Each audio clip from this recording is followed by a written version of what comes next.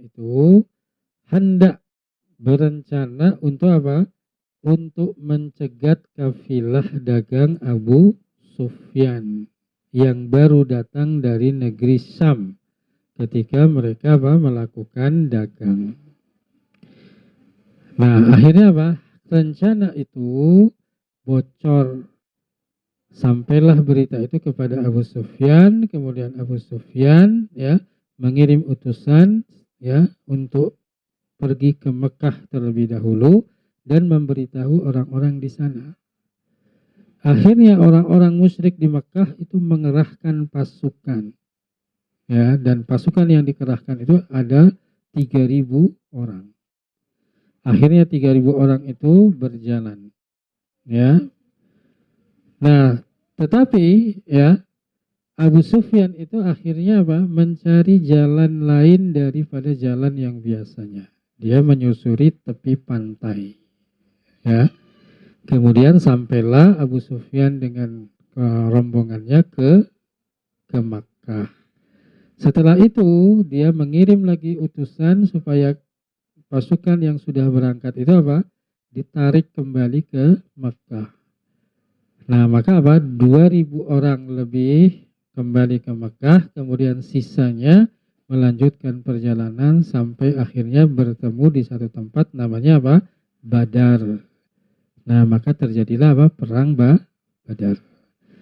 Nah, ketika Rasulullah SAW itu ya sudah berhadapan dengan orang-orang musyrik, di mana pada saat itu ya jumlahnya sedikit, persiapan senjatanya juga apa? Dengan seadanya. Karena memang tujuannya bukan untuk berperang. Nah, maka disitulah Rasulullah SAW itu beristighosah. Ya, istighosah itu maksudnya apa? Dia meminta ya diselamatkan dari kesulitan, dari kebinasaan, kehancuran. Nah, maka ketika Rasulullah SAW itu mengangkat kedua tangannya, ya sambil mengatakan ya Allah ya tepatilah apa yang telah engkau janjikan kepadaku. Nah, kemudian Rasulullah mengatakan ya intuhlik hadhil isabah lam tu'bad fil ardi ba'da yaum. Seandainya engkau menghancurkan kelompok yang sedikit ini, maka apa? Engkau niscaya tidak akan pernah disembah setelah hari itu. Nah, maka ketika itulah ya Allah Subhanahu wa taala mengabadikannya dalam surat Al-Anfal. Istastaghitsuna rabbakum fastajaba lakum. Ya, maka pertolongan Allah Subhanahu wa taala dengan apa? Dengan menurunkan bala tentara dari malaikat. Ya, seperti itu. Ya. Nah, istighosah ini ya sama dengan isti'adzah itu memiliki bentuk-bentuk atau macam-macam. Nah, yang pertama adalah istighosatu billah, beristighosah kepada Allah Subhanahu wa taala. Ini termasuk di dalam apa? Ya, amalan yang paling sempurna. Ya, dan ini merupakan kebiasaan para rasul dan pengikutnya. Ya, maka disebutkan dalam surat Al-Anfal tadi apa? Istastaghitsuna rabbakum fastajaba lakum anni mumiddukum bi alfim minal malaikati murdifin. Jadi Allah menurunkan apa? Para malaikat. Ya, seperti itu. Nah, tapi istighosah itu sebenarnya bukan ada acara khusus ya dan seterusnya, tapi cukup berdoa. Tapi doanya, isi doanya adalah apa? Diselamatkan dari ya kesulitan, ya diselamatkan dari kehancuran, kebinasaan. Nah, kemudian yang kedua adalah istighasatu bil anwat au bil ahya ya ghairul hadirin al qadirin alal ighasati. Ya. Jadi istighasah ya kepada orang yang sudah meninggal, atau istighosah kepada orang yang masih hidup tetapi dia tidak hadir di hadapannya, walaupun dia mampu untuk memberikan apa? Perlindungan atau pertolongan. Nah, maka ini termasuk di dalam apa? kesyirikan. Ya. Nah, kemudian yang ketiga adalah al-istighatsatu bil ahya, ya, al-aliminal qadirina 'alal ighatsati. Fahadha jaisun kal isti'anatu bihim. Ya, istighosah kepada orang yang masih hidup. Dan dia apa? Ya, tahu orang itu mampu untuk memberikan pertolongan perlindungan, maka ini adalah diperbolehkan. Ya. Nah, maka disebutkan dalam surat Al-Qasas ayat ke-15, fastaghasahu alladhi min syi'atihi 'ala alladhi min aduwwihi fawakazahu Musa faqadha 'alaihi. Jadi Musa itu apa? Meminta, ya, pertolongan kepada apa? Ya, pengikutnya. Ya, untuk melawan apa? 'Ala alladhina min aduwwihi, ya, untuk meminta apa? Melawan apa? Musuh-musuhnya. Ya. Kemudian yang keempat adalah apa? Al-istighatsah bihayyin ghairu qadirin. Ya. Jadi istighatsah kepada orang yang masih hidup tapi dia tidak mampu. Ya. Nah, ay atakida anna lahu quwwatun khafiyatun. Tetapi di situ ada keyakinan bahwasanya orang yang tidak mampu itu punya kekuatan yang tersembunyi. Ya. Misalkan apa? Ayyastaghitha al-gharik min birajulin mashlul. Ya, jadi meminta, ya, orang yang tenggelam supaya diselamatkan, tetapi apa? Kepada orang yang tidak bisa berenang. Ada orang tenggelam minta tolong kepada orang yang tidak bisa berenang. Maka ini apa? Lagwun. Adalah sebuah apa? Kesia-siaan. Ya. Nah, jadi ini kaitannya dengan istighatsah. Nah, kemudian yang keempat, ikhwani wa akhwati rahimani wa rahmakumullah, adalah tentang az-zabahu. Ya, menyembelih. Ya, menyembelih. Apa yang dimaksud dengan menyembelih? Menyembelih itu adalah izhaqur ruh bi iraqatid dam ala wajhin makhsusin. Ya, jadi izhaqur ruh, melepaskan ruh dari badan. Ya. Melepaskan ruh dari badan dengan apa? Bi iraqatid dam, dengan menumpahkan darah, mengeluarkan darah. Ya. Dengan cara yang, ya, maka nanti misalkan apa? Caranya ketika menyembelih mengucapkan nama Allah. Kemudian, ya, penyembelihnya adalah seorang muslim atau ahlul kitab. Kemudian menyembelih dengan, ya, alat yang tajam. Kemudian yang disembelih itu di bagian, ya, leher untuk memutus 3 saluran. Ada saluran untuk darah, ada saluran nafas, dan saluran untuk makanan. Ya. Nah, ketika itu dipotong, maka nanti apa? Darah itu apa? Keluar. Ya. Nah, maka ketika darah keluar namanya apa? Inhar. Ya. Jadi apa? Muncrat darahnya. Ya.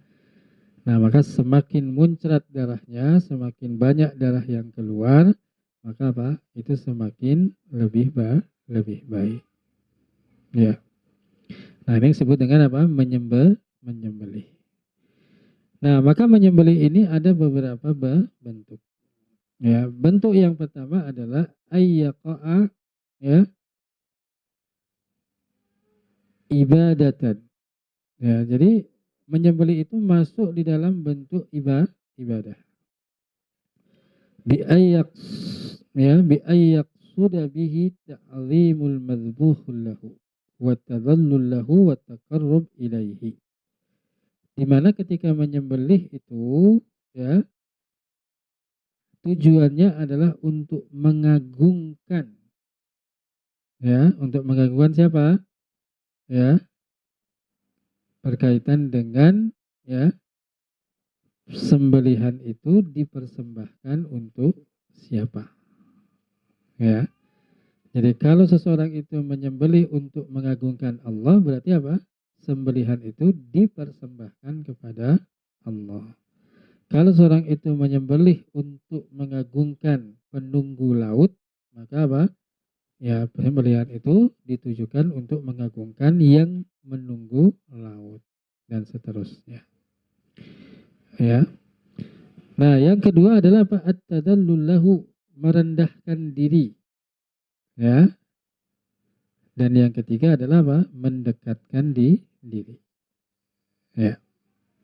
Nah, maka hal ini tidak boleh dilakukan kecuali hanya kepada Allah Subhanahu wa Ta'ala. Jadi kalau penyembelihan ini ditujukan kepada selain Allah, maka ini namanya apa? Syirik besar. Nah, maka dalam surat ya apa namanya? Qul inna salati wa nusuki wa mahyaya wa mamati lillahi rabbil alamin. La syarika lahu wa bidzalika umirtu wa ana awwalul muslimin. Katakanlah sesungguhnya salatku, wa nusuki dan sembelihanku. Ya, ini surat Al-An'am ya kalau tidak salah. Dan sembelihanku ya, wa mahyaya, matiku, wa mamati, hidupku, wa mamati, dan matiku lillahi rabbil alamin. Nah, maka disebutkan dengan nusuki. Nusuki itu adalah apa? Sembelihan. Ya. Nah, jadi ini yang pertama. Jadi penyembelihan yang itu masuk dalam kategori ibadah. Kemudian yang kedua adalah ayyaqa'a ikraman li dhaifin aw malimatin lil arsin. Ya, sembelihan itu dilakukan untuk menghormati tamu atau untuk apa? Pesta pernikahan. Ya. Jadi ketika ada tamu nyembelih kambing, ya. Ketika misalkan ada pesta pernikahan menyembelih kambing.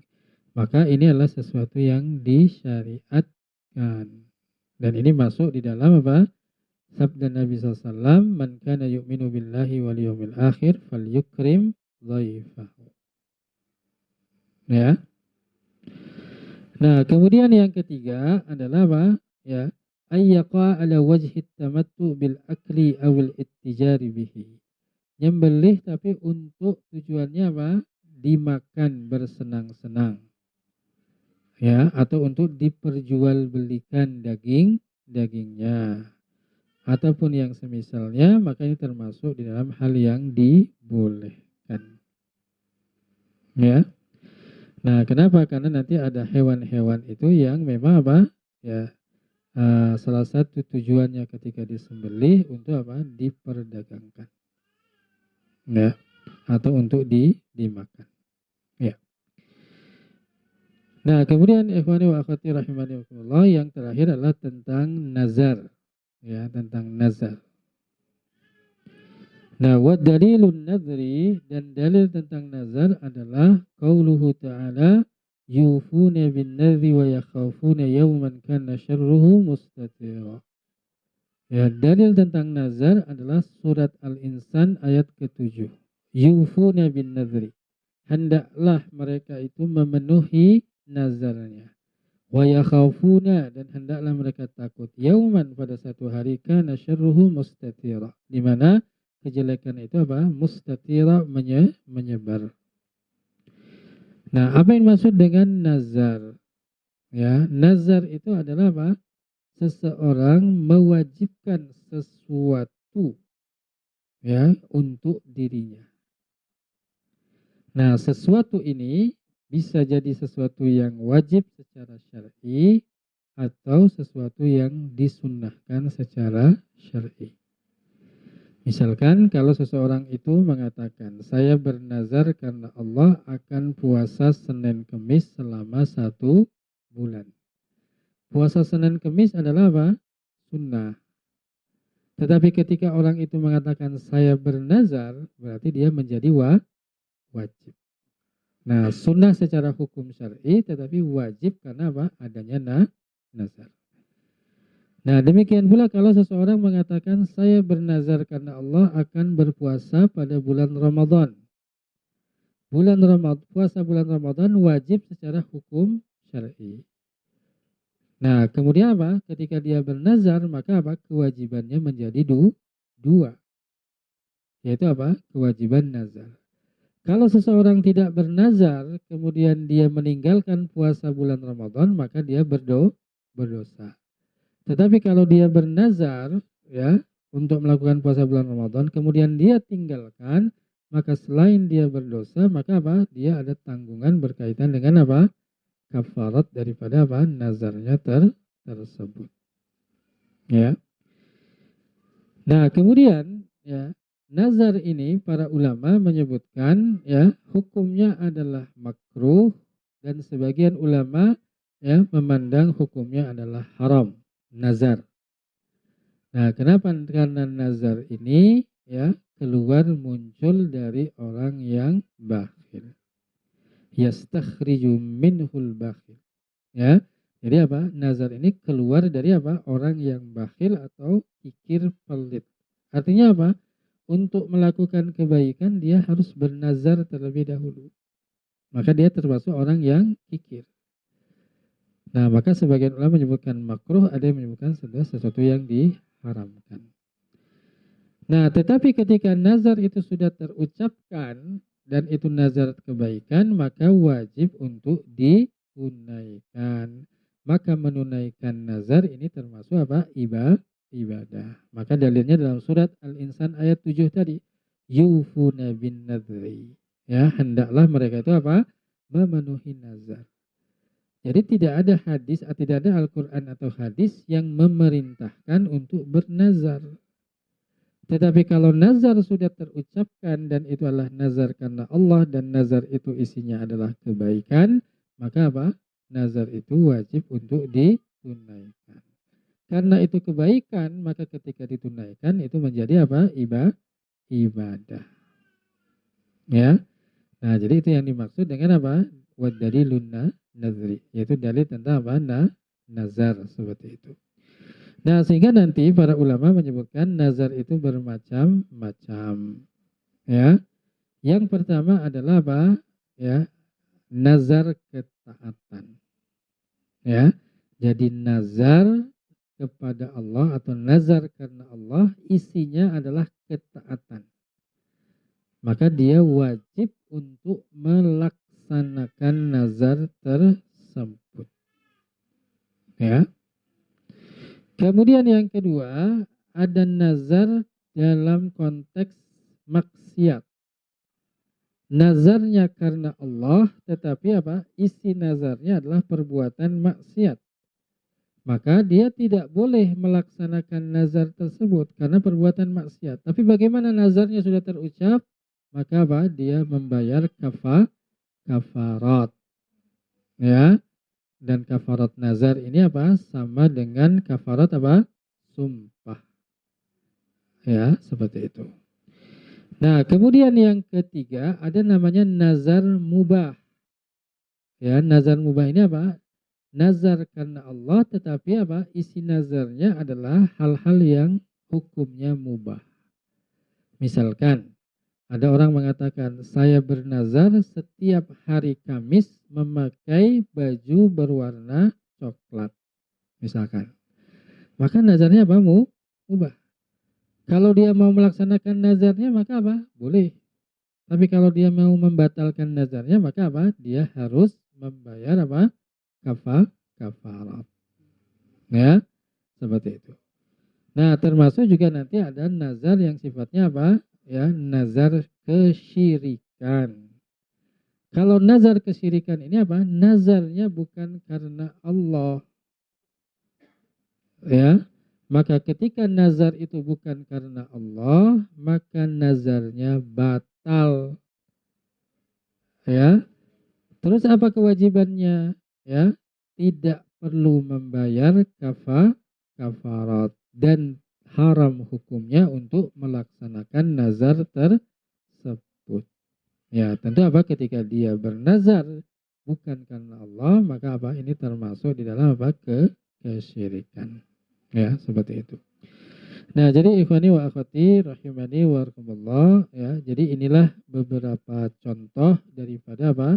Bentuk ibadah yang dijelaskan oleh Syekh Muhammad bin Abdul Wahhab rahimahullah, di mana bentuk-bentuk ibadah ini ya harus ditujukan kepada Allah Subhanahu wa taala. Dan itulah yang dimaksud dengan apa?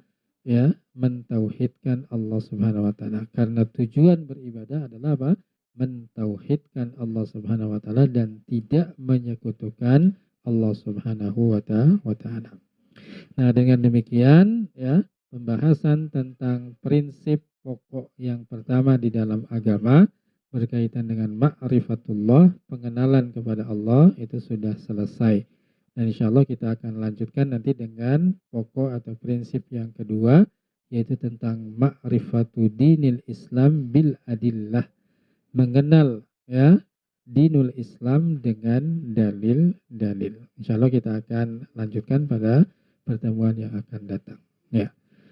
Wallahu a'lam bishawab. Wassallallahu ala sayyidina Muhammadin wa ala alihi wa sahbihi wa akhiru da'wana alhamdulillahi rabbil alamin. Subhanakallahumma wa bihamdika asyhadu an la ilaha illa anta astaghfiruka wa atubu ilaik. Wassalamualaikum warahmatullahi wabarakatuh.